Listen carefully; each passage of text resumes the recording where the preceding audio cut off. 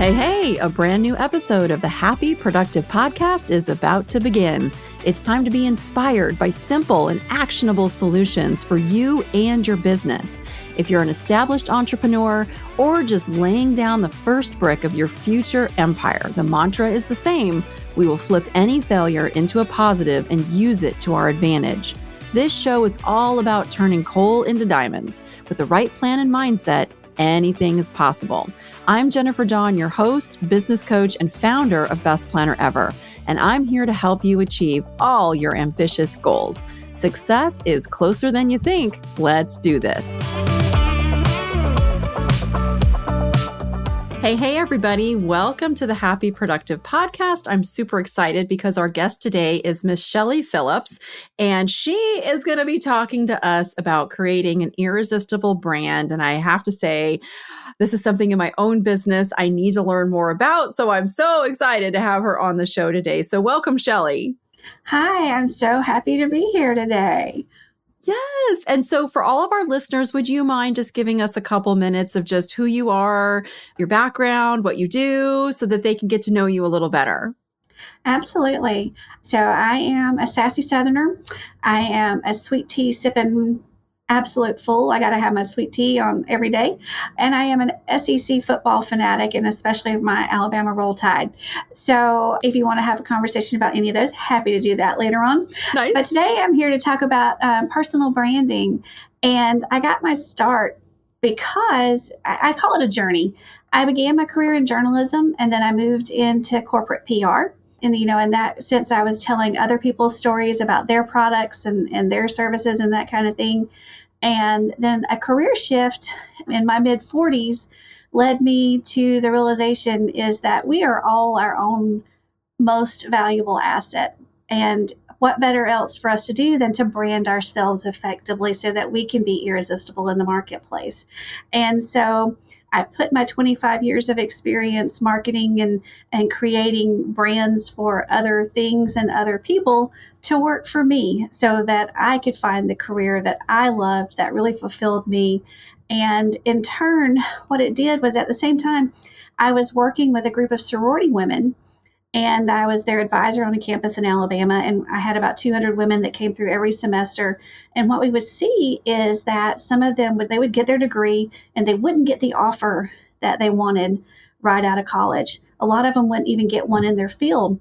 And so what we did was basically take what I had learned and what I had put to practice for myself is like, well, if it'll work for me, it's got to work for somebody else. So let's teach these college women how to brand themselves effectively. And got a lot of good work with that. And so I moved into the whole publishing world. I've got a couple of books out. I talk about personal success, and I talk about, in my Get Noticed, Get Hired is all about career branding, getting yourself set up for your career world and positioning yourself for those promotions. And now it has shifted into where I'm doing coaching and workshops on how can entrepreneurs and business owners brand themselves, not just their company, but themselves as well. Because you are the face of that organization. And when you brand yourself effectively, it draws more people to you, not only clients, but also the kind of employees that you want to work for you. And so that's kind of where the journey has taken me and where I'm at today. Oh my goodness. I love that so much. And especially helping women get recognized, get what they deserve, being able to help them launch into good new careers for them. I think that's just such amazing. And our brand really does make a difference. Now, I'm going to tell you, Chellie, so we just went through at Jennifer Dawn Coaching a rebrand. And I'm going to tell you that it was probably one of the most painful things I've ever been through in business. And my team they probably won't laugh. They'll probably cringe because I probably was not the best client. I'm going to just throw it right out there. I probably was not the best client to work with because I am so much more focused on the marketing, the operations, the getting it done. Sometimes it's really hard for me to slow down and pay attention to the brand. And there's so many touch points that the brand touches. And, we would redesign something and be like, oh yeah, this looks good. And then we would change our minds. And it was probably me. My team was all pointing. I'm sure going to say it. Jennifer, it was you. I would change my mind because sometimes the clarity, right? Like going through the process of getting clarity on what you want the brand to be And then my business, while I'd like to think it's simple, it really isn't, because I have several different elements. There's a membership element, there's a product, the planner, there's, coaching. So there really are a lot of different elements, and trying to figure out how to get all that to be cohesive and flow together was quite the ordeal. And for me personally, when I see this stuff, I'm like, good enough, looks great. Okay, fine, let's move on to other things. And so I was probably not the best client, but we're pretty happy with where we landed. But I'm sure if you're listening to this, right, guys, if you're listening to this and you're either thinking the brand isn't important, or if you're like me and you're just like, oh my God, it feels like I'm having all my hair pulled out that I have to deal with my brand. I just want you to just take a second, because it really and truly is worth the effort. And Chellie, what would you say to somebody who says, oh, my brand isn't important, or it's not worth the time? What would you say to that person? Oh, I'd say it's probably one of the biggest investments that you can make in your business, because, we've all heard the statement that people buy from people they know, like, and trust. So it's Mm-hmm. your job to make sure they know you. It's your job to make sure that they like you. And it's your job to make sure that they trust you. So how do you go about doing that? You go about that by building your brand, by putting that information out there. It's reputation management, really. And in this day and age, if you're not putting your story out there, someone else is going to be putting it out there for you. It's so easy, and it's so quick to happen this day with social media, the internet, everything that we have available to us. One bad customer interaction can go viral. And if you haven't put information out there to show that this is just a one-off, this is not how you normally do business with us, or you're not showing how you're counteracting that and making it right, then what are people going to believe? They're going to believe what they see and what they hear, and that's not coming from you. It's coming from someone that's disgruntled. The other thing that you can do as a business owner is really work with your employees and turn them into brand advocates, because we all know that we trust our friends and our family and that stuff more than we trust a generic brand or somebody that we don't really know online. So if your employees are helping you build that brand and put that out there for you, their friends, their family, their connections are going to see that, and it's going to resonate so much more effectively, and people are going to be like, oh, well, it must be true because they work there, they know what's going on behind the scenes, and I can count on that to be what the experience will be when I get there. And so branding, like I said, I think it's one of the biggest investments that you can make, both personally, setting yourself up as the face of your company, and also the work that you can do with your employees to help reinforce that branding as you go forward. Oh, I love that so much. And just for listeners, if you're not entirely 100% sure, okay, well, what is my brand? Because sometimes people think that the brand is simply my fonts, my colors, my logo, and that's certainly an important piece of that. But Chellie, just give a high level if you're not really sure, what are the key elements that you would say, need to go into an effective brand? So all the things you listed are a part of your brand, that's your look and feel, so that people will begin to recognize if they see the name of your business or they see your logo, they start associating that with what you do. But your personal brand and branding, I like to call it's what people think about you when you're not in the room to defend yourself. Mm. So, when someone hears, I use the example of a Rolex. When somebody hears the word Rolex, you immediately think of expensive, you think of very classic, you think of rich and famous people wear these, there are awards that people get at certain events and that kind of thing. They have this expectation that comes with that. When you hear that word, you automatically think, oh, this is an investment piece, but it really doesn't do anything different than a Timex does. Hmm. And so your reputation is what your brand is, and your image is the same thing, and it's controlled by that. And Rolex can do nothing but put a picture out there, and you automatically start assuming these things in your mind. You think about them. They don't have to give you all the benefits, or they don't have to tell you, oh, you can get the date on this watch as well. You automatically assume that this is going to be a quality piece that's going to last forever because of the branding and the imagery that they've done in the past. And that's the same thing that you're doing with your personal brand. And it's so much more than a website or a business card with a logo and a look and feel and your colors.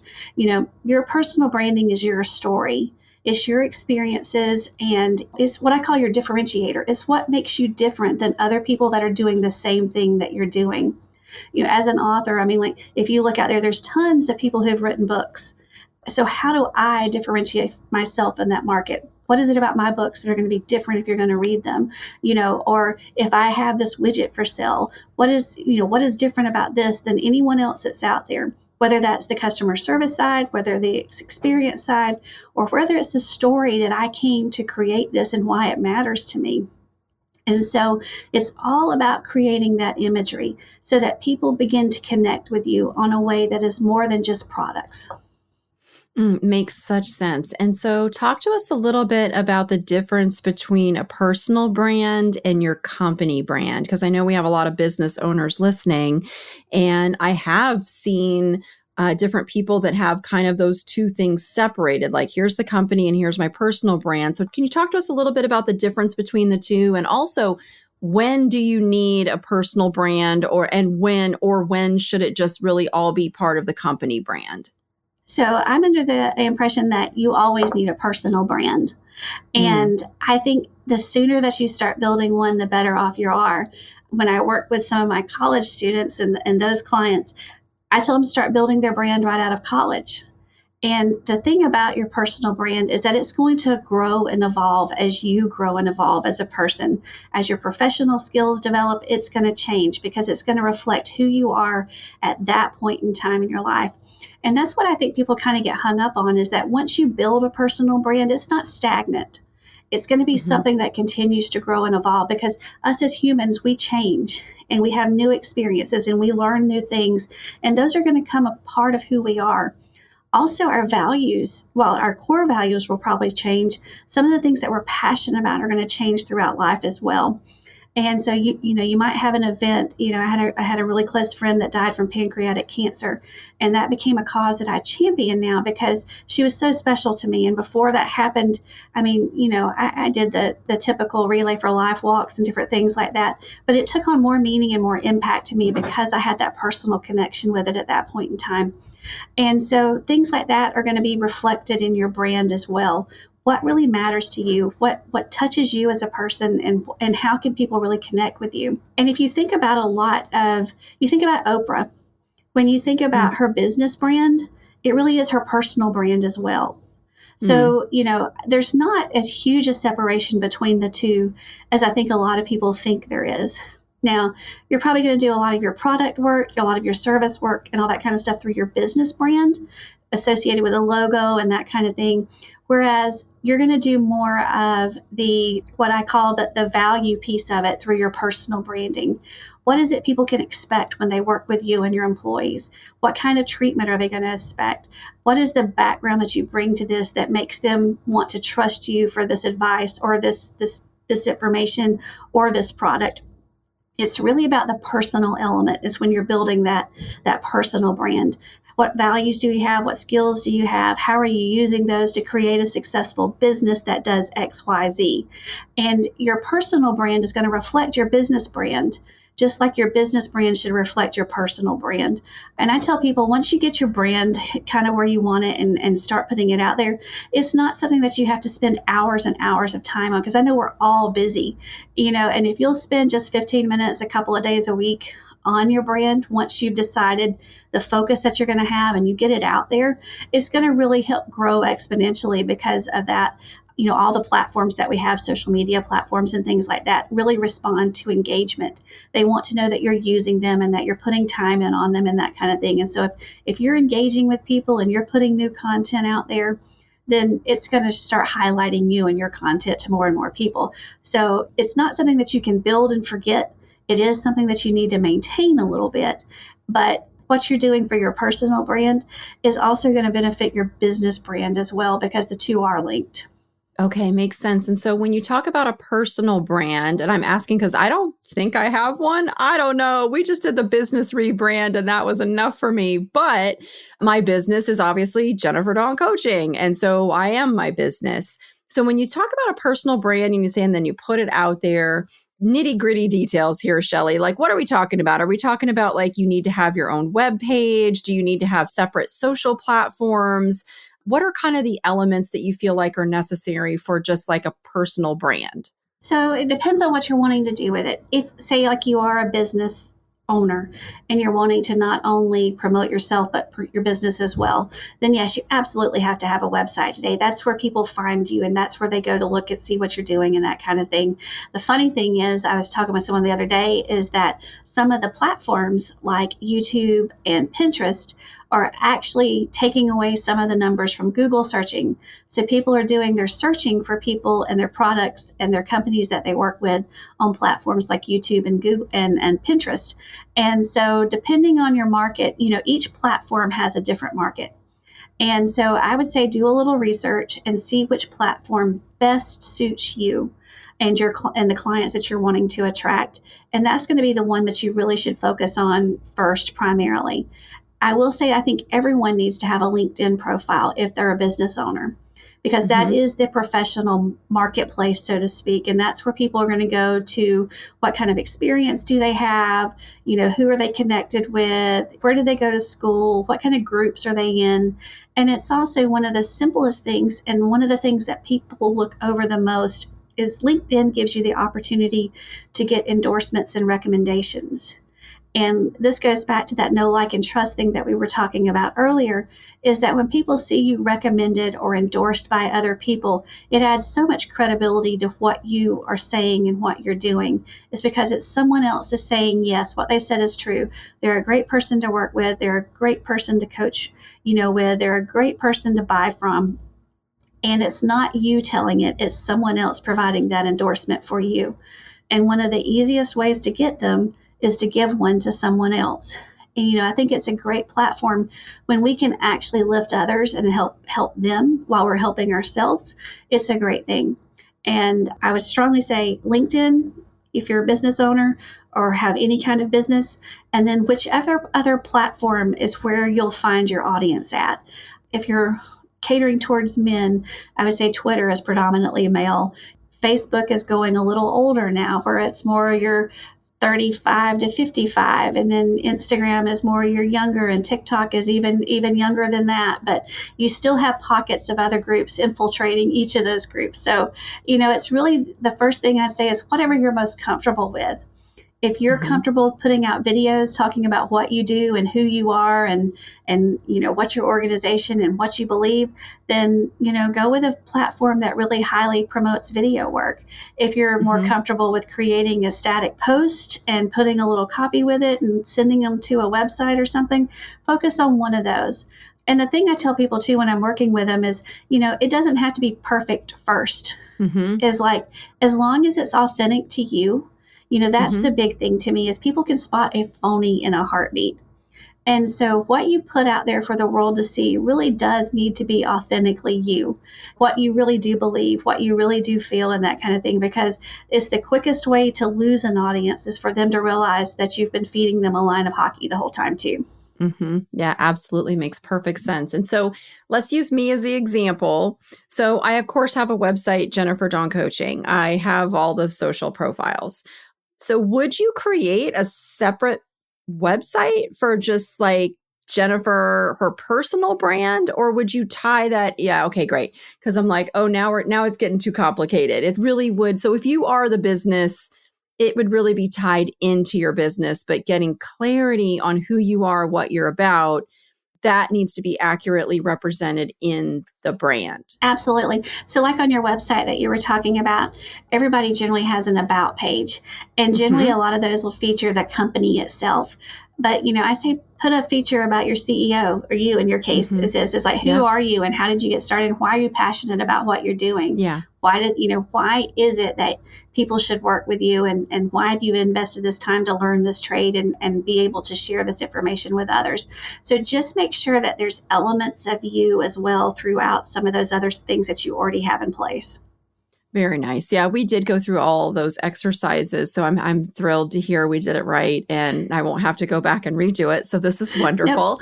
And even like we will put some personal stuff, because part of our brand is about helping business owners obviously achieve business success, but doing it without sacrificing their personal lives, because that's a big thing.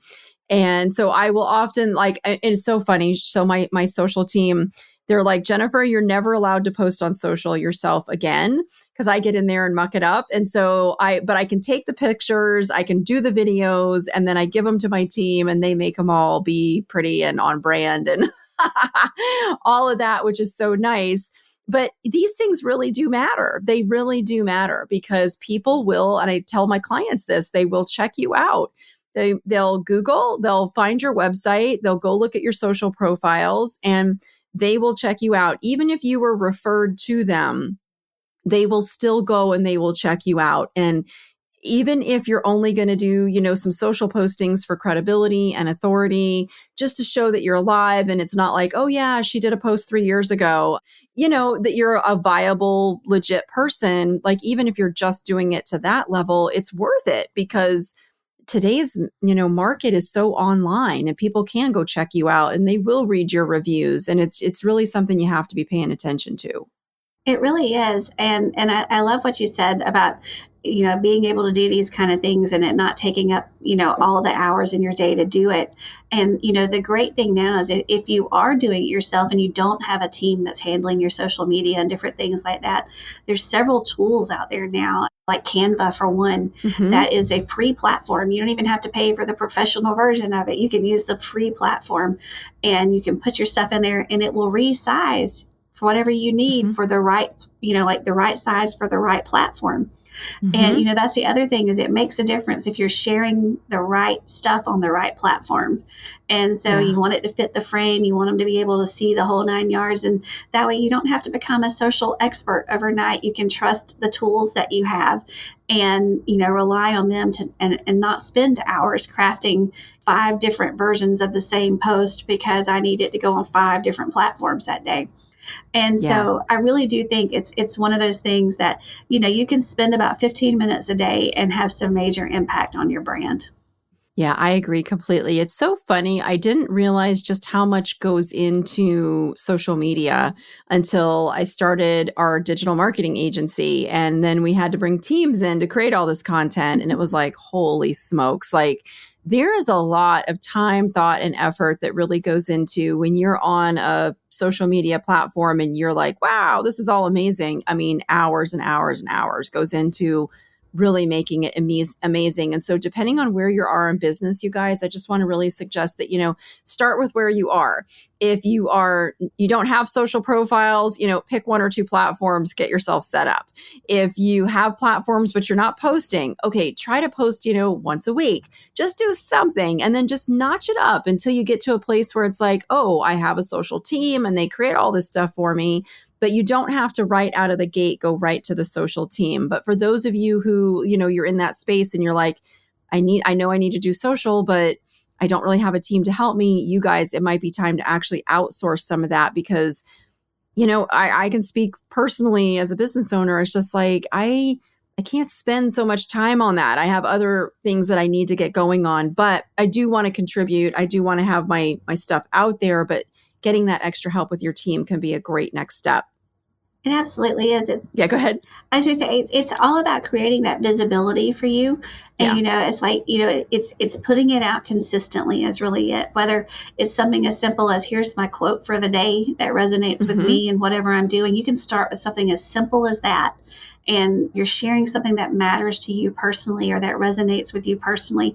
And that's going to give people a feeling for who you are and what matters to you. And you can begin as simple as that, or you can get as creative as creating, a video stream of content that you want to put out there for the world to see once you get really comfortable with it. But it's not something you need to be afraid of. It really is showing your uniqueness. It's showing, how you can differentiate yourself. And it's creating that visibility for you and the work that you're doing. I love it. I love it. And Chellie, on your website, you talk about become irresistible. So I would love to ask you, so what are some tips for creating a brand that is irresistible? So the first thing I would say is, and I mentioned it a little bit earlier, is being authentically you, because there's nothing worse than trying to represent something that you're not really, or that you're trying to live up to a standard that you think is required of you, or trying to match something that someone else is doing, because it's never going to feel right. It's going to always feel like I'm copying something, or it's not really me. And people are going to really, they'll notice because it doesn't come off as true. The other thing that I would say is get over the thing that's going on in your head that says, I can't do this, or nobody wants to hear what I have to say, or I'm not as good as XYZ brand, or I'm not as big as they are yet. Your voice does matter. And thankfully, the tools that we have today, the platforms that we have, makes even small voices heard. And that's one of the great things about building that personal brand, is that you do have something to say, or you do have a reason to be heard, or you wouldn't be doing what you're doing right now. There is a Mm-hmm. need for a product or a service that you have, and you wouldn't have started if there wasn't someone out there that you were thinking of directly that says, I can help someone overcome something, or I can help someone make something easier in their life by using the products that I have. The second thing is the LinkedIn. Absolutely spend some time on LinkedIn, and there's a few easy things that you can do, because that really is where, especially in a professional community, like especially if you're looking for financing, or you're looking for network connections or people to collaborate with, that's really one of the best platforms to be on. And, I tell everybody there's a couple of areas on that profile that you should really focus on. And so I'm going to give you the three places that you should really focus to begin with on LinkedIn when you're getting started. That's your picture. You want a great headshot so that people can see who you are and you become that face of that organization. You want to make sure you don't waste the banner image behind you. Put something that reflects you, that reflects your business behind you, because depending on what device they're looking at, they're going to be able to see that image too. Spend some time on your headline, because it is what the first thing that gets attention. It's just like the old newspaper gimmick. You got to get their attention for them to actually see who you are and know what you want to say. And I tell some people to add some sparkle in that. It doesn't have to be just my job title. It doesn't have to say just CEO right there. It can have a little fun with it. You got 120 characters there. Use them to make yourself stand out. Be that differentiator that we were talking about earlier. And then finally, that summary area on LinkedIn that's where you can really get personal. This should really be a first person kind of account of why you do what you do, what made you passionate about this area of service, this area of work.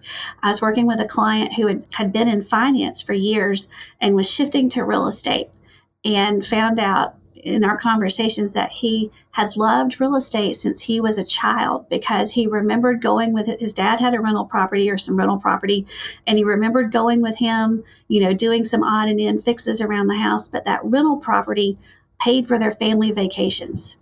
And so Mm-hmm. he's always been interested in real estate since, because it's set up as it's good memories for me, because every time we rented property, we went on a family vacation. And so now what he's doing is being able to help other people find their rental properties to supplement incomes and do these things with their families. And he tells that story in his summary now. And what it does is it really gives people a good feel of who he is, why it matters, that this isn't something I'm just starting overnight. I've really, been interested Mm-hmm. in this for years, and I've got this personal connection. So I want you to feel the same thing happening for me. And that's what you need in that area. And then the final thing I would say is provide value. It's not always about the ask, like not asking someone to be your client all the time. It's about connecting with people. It's about engaging with them. It's about sharing content. It's about sharing, industry information, and really providing that value add. People are going to really grow and connect with you when they say, oh, I can learn from them even if I'm not paying them right now. Or, oh, this is somebody I need to connect with in my industry because they're doing things and I want to see more about what they're doing.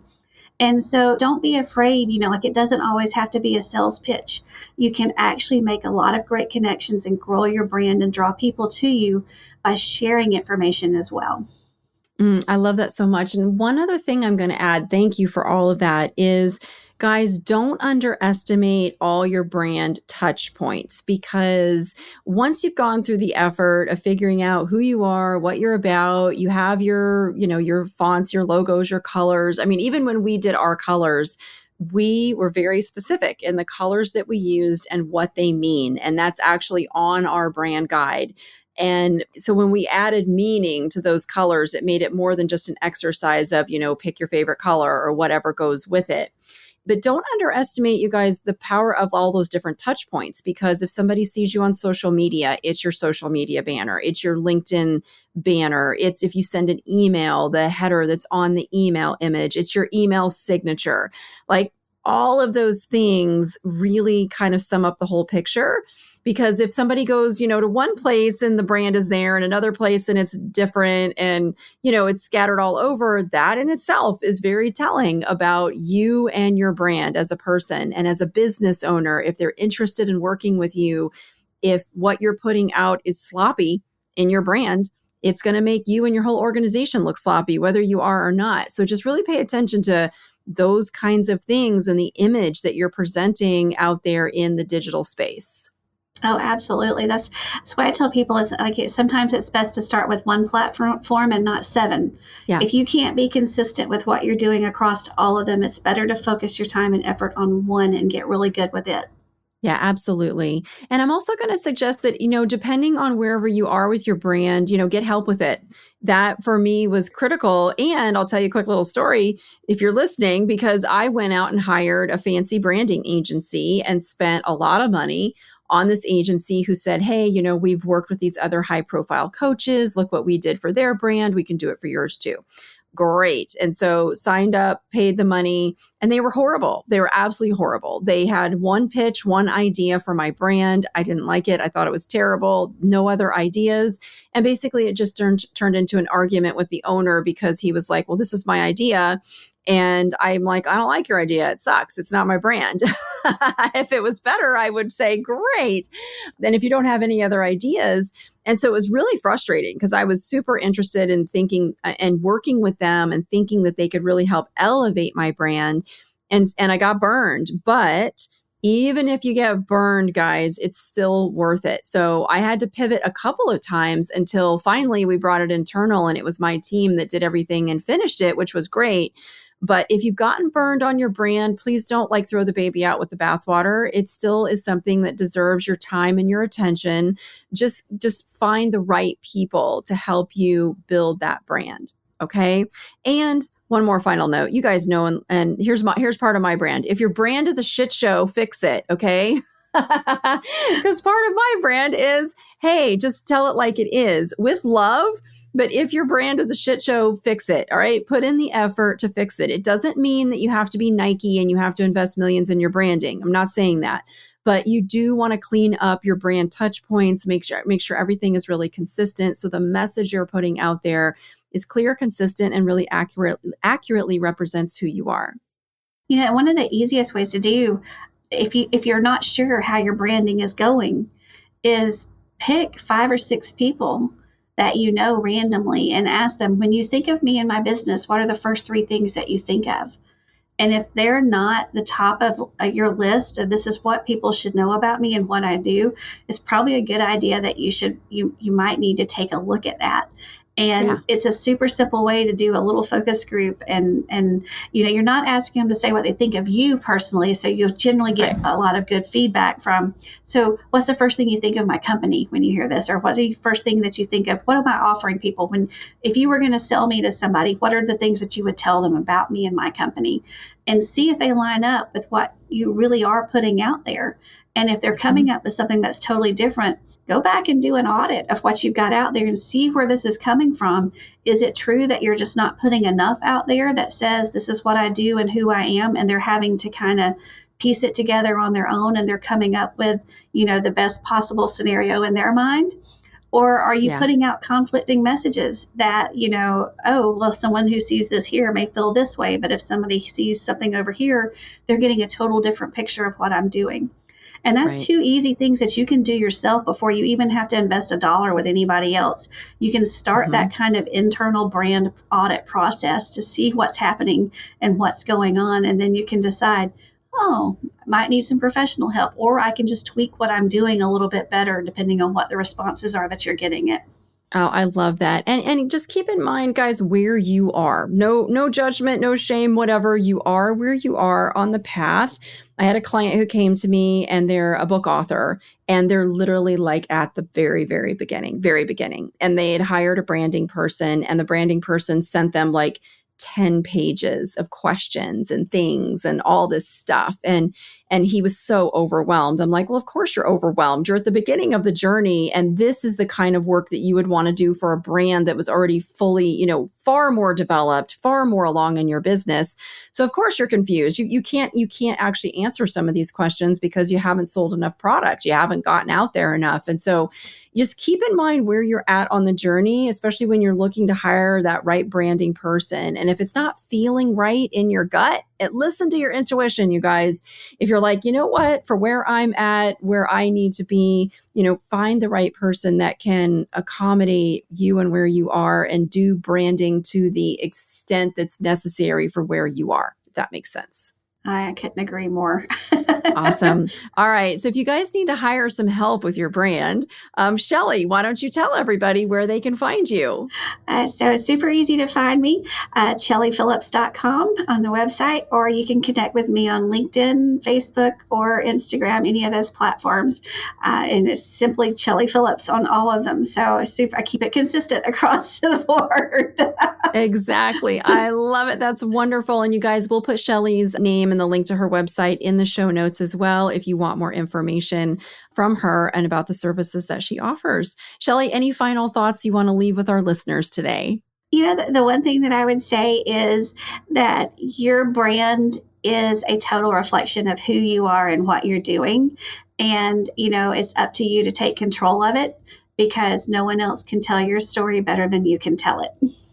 I love that. That makes me feel better about the time that I invested in mine, Chellie, because the truth be told, my brand would be me in a t-shirt with no makeup and my hair up in a ponytail. And but thankfully, this is why you guys need to get some help so that they can actually have the brand portray who you are, right? Who you are and what you do in the world. So I love that. Thank you so much for being here with us today. Thanks for having me. I've enjoyed it. Awesome.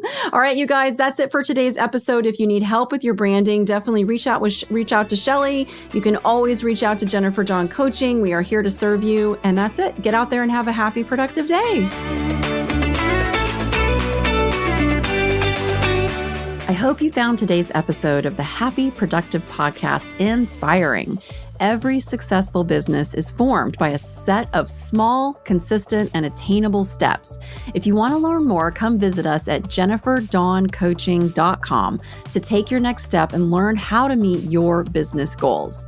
On our website, you're going to find free resources along with links to the life-changing coaching programs that have transformed the lives of so many of our clients, including the Coaching Academy and our Unbreakable retreats. Many of them started their journey by listening to this podcast. That's it. Thank you for listening and stay tuned for our next episode.